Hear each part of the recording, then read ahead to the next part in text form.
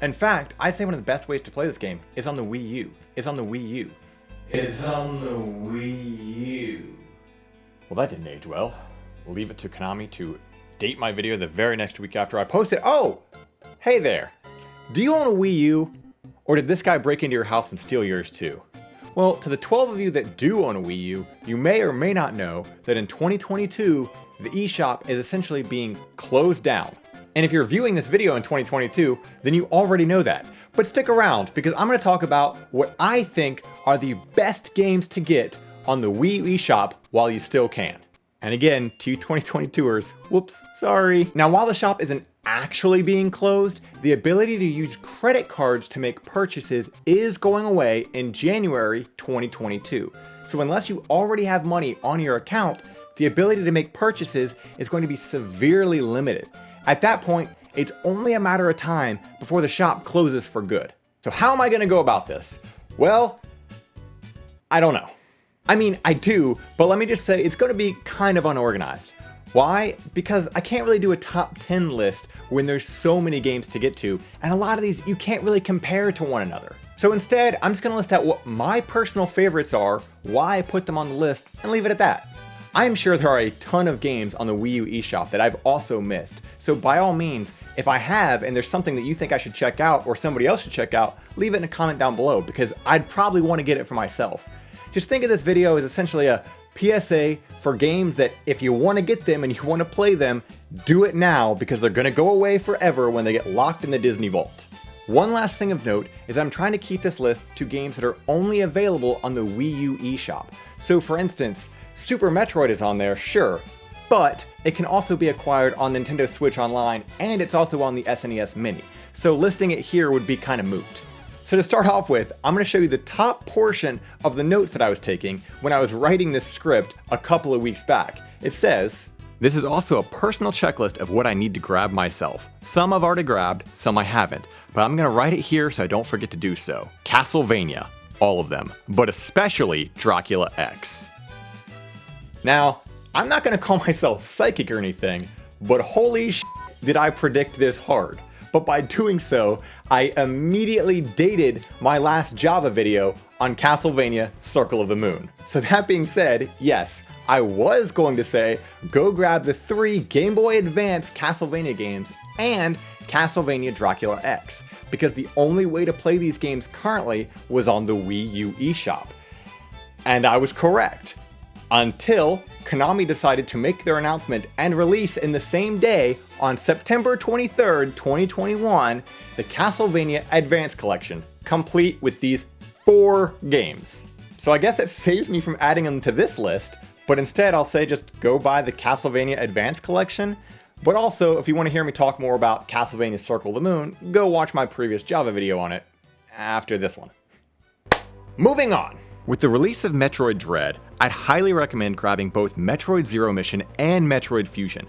Both of these are 2 great entries into the series that originally came out on the Game Boy Advance, with Metroid Zero Mission being my favorite Metroid game in the series.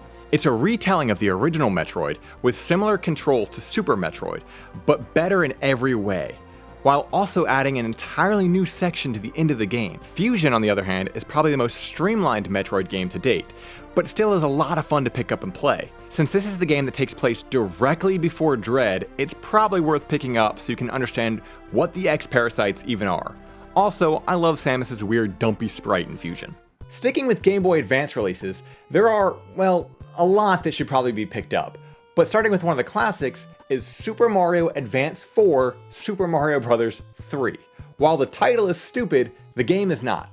I will always prefer how the NES game looks with the weird snowy caves and simplistic backgrounds, but I think that this version of Mario 3 is probably the definitive way to play the game. Why? One word: e-reader. For those of you who didn't know, the Game Boy Advance had numerous peripherals that came out, one of them being the e-reader. This funky little device was basically Amiibos before Amiibos.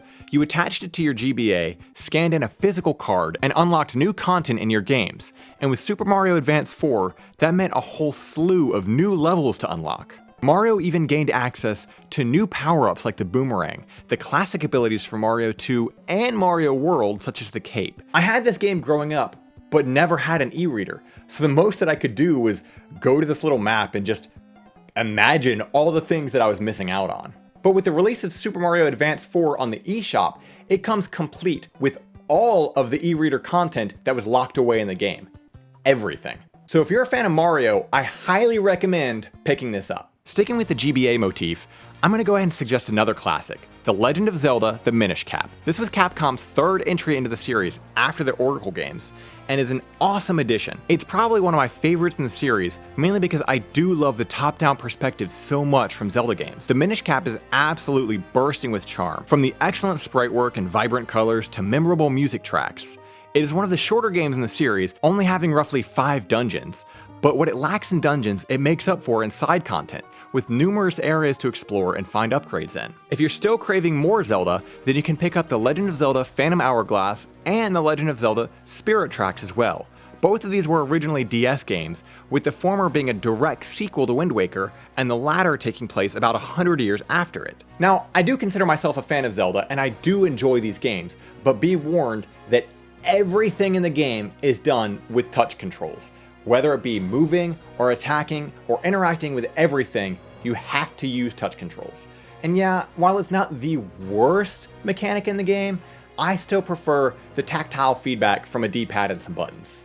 Regardless, both of these are still solid entries into the Zelda series, so unless you feel like battling a bunch of scammers on eBay, the Wii U eShop is probably your best way to play them now. Back to the Game Boy Advance. Are you seeing a theme here? Are the Golden Sun games. Releasing all the way back in 2001 was the first Golden Sun, with the immediate sequel soon following a year later. If you're a fan of RPGs, then these are absolute must-haves. I adore these games. The art style is bright and colorful with great sprite work all around, even giving the battles a pseudo 3D effect, and the gameplay is brilliant. The main gimmick of the game comes from Djinn, which are elemental spirits that are acquired by the party.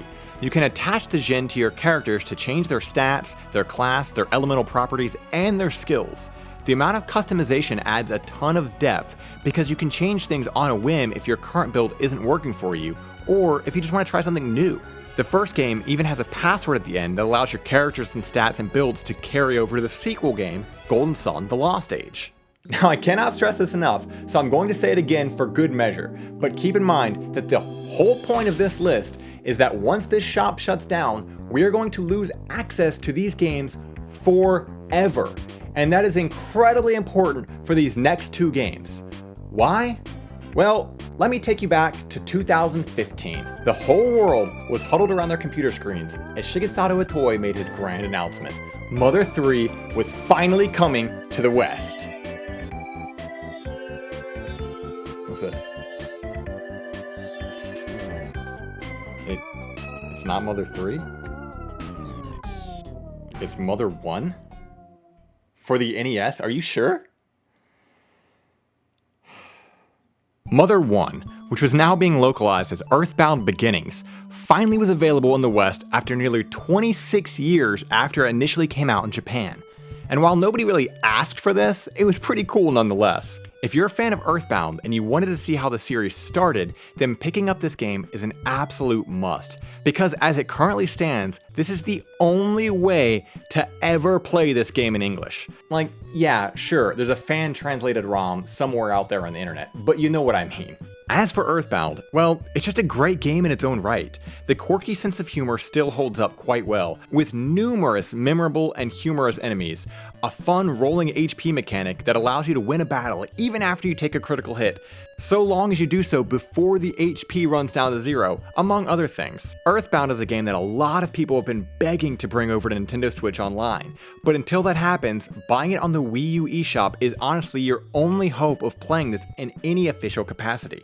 Like, yeah, almost every game I've listed here has a physical copy somewhere out in the world, but unless you're a collector and dumb like me, then tracking them down and spending the exorbitant amount of money to buy them just isn't worth the hassle. Once the eShop closes, not only will we still not have Mother 3 in the West, but we won't have access to Mother 1 or 2 anymore either. We will effectively lose all of the Earthbound games. So I'm just saying, grab them while you can. Got one last batch of RPGs to check out before we jump into something else, and that's the Mega Man Battle Network games. These are essentially the what if of the Mega Man universe. So as opposed to a story that focuses on robotics in the physical world, instead it's a world where technology became more focused on the internet and digital side of things. Now, I have a hard time classifying these as just RPGs, because there's really a lot more to them than that. The battles are fast-paced and pretty active. You build out attack decks, and the battles take place on a grid with Mega Man on one half and the enemies on the other. You can freely move Mega Man around his section of the grid, using your Mega Buster to attack enemies, while dodging their own attacks. You can also use chips you've collected to build out deeper and more immersive attack library, allowing Mega Man to replicate the attacks of his foes, similar to the base games. Thanks to the Wii U eShop, you can actually purchase all 6 games in the series to play, giving you an absolutely massive amount of content to enjoy. And on the topic of Mega Man, I'd also like to suggest picking up Mega Man and Bass. Originally released in Japan on the SNES after Mega Man 8 was released on the PlayStation. This game is a fantastic entry into the classic series, and the first entry that allows you to take the role of Bass as well. It was eventually localized in America and put onto the GBA, which is the version that we have here on the Wii U. While it does suffer a bit from screen crunch due to the small size of the Game Boy Advance, it's still a great entry into the series. But be warned that it is a bit harder than your typical classic Mega Man game, but if you're still a fan of the series, you'll probably be fine. All in all, since it's here, I would definitely grab it. And lastly, the final entry that we have on this list is Game and Wario. Okay, I know. While I did have a hard time trying to decide the order to put these games in, I also don't want the order that they're listed in to represent their quality as well. But I do know that when you make a list like this, the final game is usually supposed to be something really big and crazy and good, but here we are. Game & Wario is sort of a weird entry, I'll admit, but it's a Wii U digital exclusive. There was no physical copy of it made, much like Earthbound beginnings. So I was wrong. Game & Wario was not a Wii U digital exclusive. It actually did have a retail physical release. However, I've never seen it in any store ever, so I just assumed that it was digital only. It wasn't until editing this video that I discovered that. However, I'm gonna keep it on the list because 1, I don't really know how else to end this video. Everything was already written, shot, and recorded. And 2, it's also incredibly expensive. It's going for like over $200 right now. And that is insane, especially for a game like Game & Wario. So we're just gonna ignore the fact that I said digital exclusive and continue on with the rest of the video. Oh, and one more thing. If you're thinking that there's a huge lack of like Wii games or games from other consoles that should have been on here, stick around because I'll have an honorable mentions. Also, like I've been saying, it's a PSA. Throw them in the comments, let us all know. Okay, well, that's it. That's all I got. Okay, back to the show. All right, bye. So once the store closes, it's over. The best way to describe this game is that it's WarioWare Light.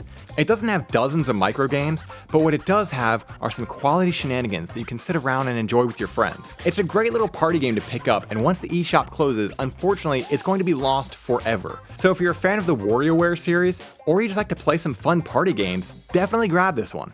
Now, I am absolutely positive that there are games that I missed, and truth be told, I'm still going through the eShop myself and finding and grabbing games when I can. But I wanted to get this video out in a timely manner so it could actually be helpful to those who don't know that the eShop is coming to a close in 2022. And again, sorry 2022ers, but I guess let me know if you liked the video, if you watched it in that year or beyond. The main reason for this is that I remember when the Wii Virtual Console shop shut down. There are games that I missed out on because I just kept saying, oh, I'll just get it later, such as the WiiWare exclusive Castlevania The Adventure Rebirth. That game is effectively lost forever, and I never got a chance to grab it. And all of these games are soon going to suffer the same fate. So that being said, if there are games on the Wii U eShop, whether they're Wii U digital exclusives or virtual console games that you know of that you think are great games, then by all means, please leave a comment on it below. You'll not only be helping out me, but anybody else that finds this video as well. We live in a really weird time where now we have to sort of prepare for the inevitable shutdown of digital services like this, and honestly, it kind of fucking blows. So if I can at least help some people not miss out on some amazing gaming history, then I'll do just that. Wow, got a little too serious and weird there. Sorry about that. Normally I like to just abruptly cut to the